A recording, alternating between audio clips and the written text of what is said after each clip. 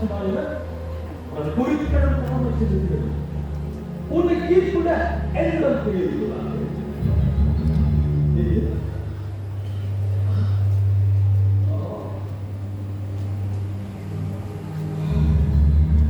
உன்னை காலதூரமான குற்றம் சுமத்தப்பட்டது. அதன் தராதரத்தை உணராது நீ ஏன் மௌனமாக இருக்கிறாய்? உன்னை கொல்லும் அதிகாரம் என்னிடம் உண்டு என்று நீ நான் விரும்பினால் உன்னை விடுதலையாக்கவும் முடியும் என்பதை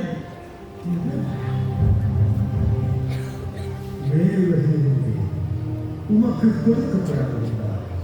எந்த அதிகாரம் உமக்கு இருக்கிறது?